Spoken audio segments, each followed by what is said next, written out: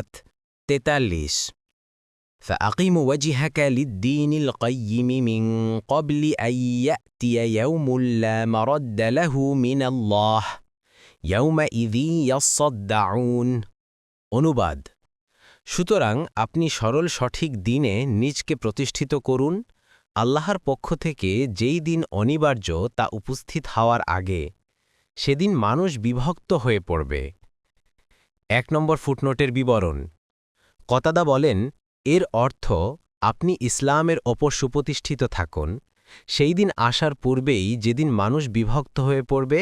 একদল জান্নাতি হবে আরেক দল হবে জাহান্নামী তাফসির